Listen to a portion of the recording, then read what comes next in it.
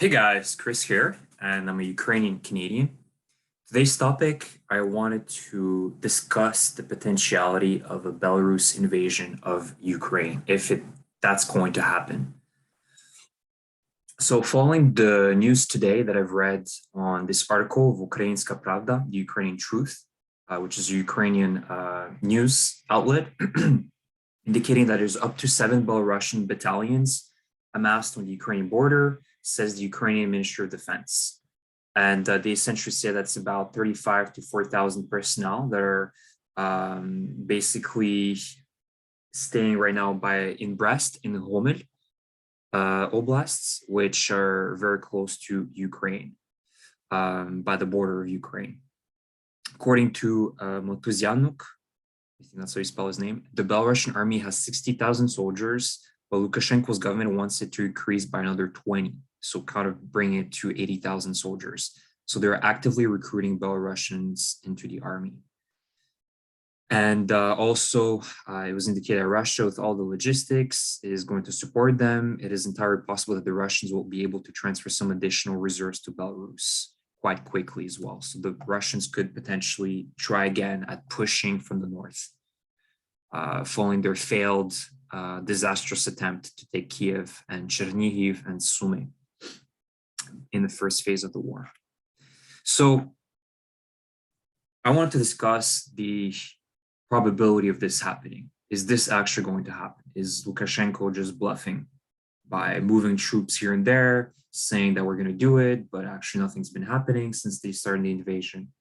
So my take about this, and that's my take, I'm by any means a historical or military expert, but judging by my experience with reading the news articles and seeing these events unfold throughout years, I think personally Lukashenko is very reluctant to go ahead with this. This would mean it's a direct attack, a direct involvement into the conflict by Belarus. Meanwhile, right now, it's indirectly involved. It's allowing the Russians to transport goods, soldiers, use military infrastructure for the Russian army. So Belarus is indirectly involved into it. But if Lukashenko goes ahead with this, he's going to be directly involved now. And that's going to put him in the position, in the same camp as Putin. Once Ukraine wins this conflict, I truly believe that's going to happen. Putin and Lukashenko are going to be in the same camp together. And it's either they're going to be judged by the West, just like with The Hague, or they're going to be deposed by their own people very quickly.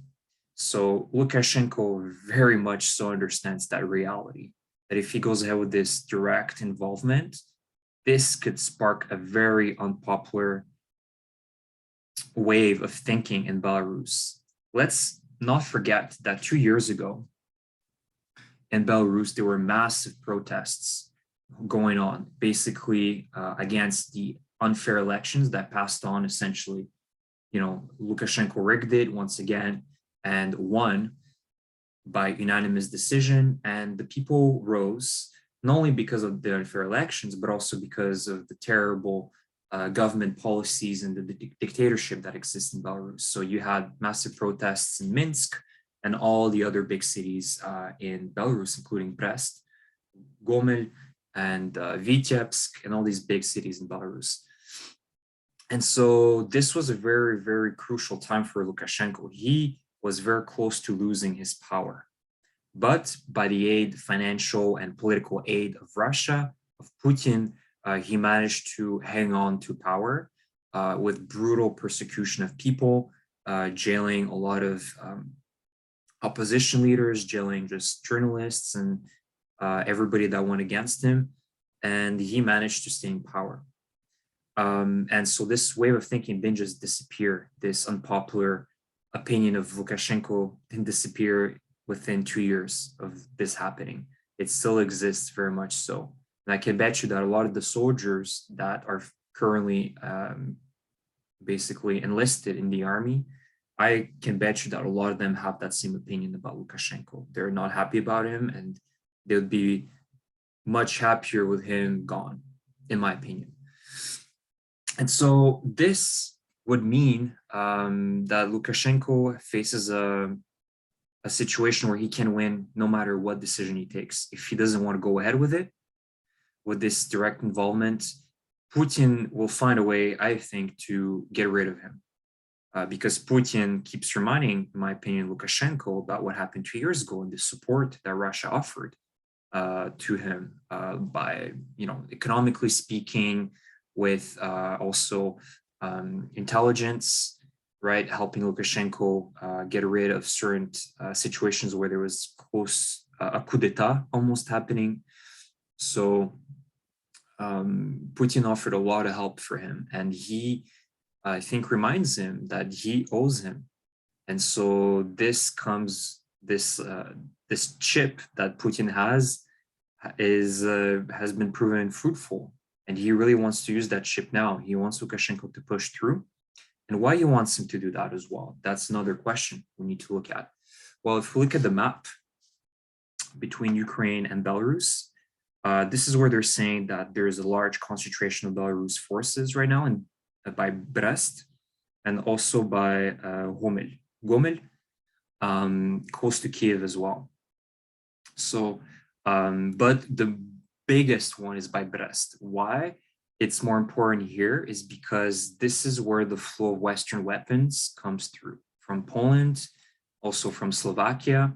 But for them, the biggest one is Poland. Poland has the largest Western border, along with, of course, Romania and Moldova, but most of them come from Poland. And he wants to disrupt this flow of weapons. So that's why it's really important for him to have the Belarus army push through the Volyn Oblast. This is the province here, or in northwestern Ukraine. And he wants them to really push hard here. So it's disrupting the flow of goods and weaponry and ammunition from the West. So Ukraine army will have much more difficulty actually fighting in the East as well. And the second reason as well is because this will mean that Ukraine will have to maintain its battalions and its reserves. They're currently positioned here that could be otherwise used in the East to support support the lines of defense in Eastern Ukraine, to have them just stay here. So they can't really move much because they don't have the choice. The potentiality of invasion is too high for them to guess and gamble. So that's the two main reasons why he wants to push. And Lukashenko understands that, but he's not willing. He's trying to buy time at this point. It's been ongoing for months now that he's been sort of declaring that, we're going to invade Ukraine, we're going to do this and that, but nothing's been happening. He's been moving troops in and out. And the reason is because he understands completely the situation. And it's also important to look at the geography. This is, again, a Google map image of the current border of Belarus and Ukraine in the West, especially. It's a very forested area. And there's also the Pripyat River that is going through the border as well. So any crossing would be very difficult for the Belarus army. And they don't have the element of surprise anymore. The Ukrainians are waiting for the Belarus army to come through. And so there's no element of surprise. If the Belarus army decides to cross, you can bet that all of this border is very heavily fortified by the Ukrainians, and they're waiting for them. And you can only imagine an untrained, unprofessional Belarus army that has zero combat experience, which also plays into the fact that this probably won't be a successful operation for them if they go through with it, with this offensive. How demoralizing it would be if they're just about to cross the border through, let's say, Pisha or Domanove or Samare, and their columns get hit instantly by the Ukrainians on the border. How demoralizing that could be for these soldiers, seeing that unfold in front of them. They probably would just abandon ship very quickly. And so my honest opinion, if they go through with this, this would probably not be a successful operation. It would be over very quickly for the Belarus army. Unless, of course, they have some, massive artillery systems that will help them. But either way, Ukrainians are going to be hitting them right at the border. It's not going to be like in February, where the Russians could just pass through for dozens of kilometers without any resistance at all, because we weren't expecting that to happen. So that's not going to be an easy task for them if they go ahead with it. And Lukashenko again is in no position here to win in any decision he takes. He's going to be a loser because there's no good outcome for him in this case. But for Putin, he doesn't care. For him, no matter what happens on this front, for him, it's just good that there's another front open that keeps the Ukrainians busy to fight as well here. And it's going to disrupt somewhat the flow of goods from the West. But he doesn't care if the Belarus army is wiped out, or for him, that's just expendable material, right? I guess it's just the way it goes for him. He went all in into this conflict, and so he's expecting to not give up. He's not going to give up. We should be expecting for him to not give up. It's not going to be that easy. So yeah, guys, this is the analysis that I gave for the potentiality of an invasion from Belarus. It's very likely right now. If I was to give a probability, it'd probably be a 60% probability that they will go through with it and 40% that they will not. Putin, actually, there's an announcement that came out today that Putin is going to be flying to Minsk, the capital, to meet with Lukashenko. Minsk is here. Lukashenko to push him to go ahead with this, right? Putin is losing patience. Lukashenko has been stalling, trying to buy time, but Putin is losing patience, and he wants absolutely for Lukashenko to give the order to go ahead with this offensive here, and potentially as well, or from Homel as well, to Chernihiv, and again, push from this border. He needs him to do that. And if that doesn't happen, well, Putin's going to find a way to get rid of Lukashenko as well. So unfortunately, Lukashenko is stuck. He has no good options. And I think that it's very likely that he will try to go on this offensive. So that's it, guys. Let me know what you think. If you disagree, if you agree, if there's anything else that I've missed or you want me to discuss, please comment. Like the video if you enjoyed it, you thought it was resourceful.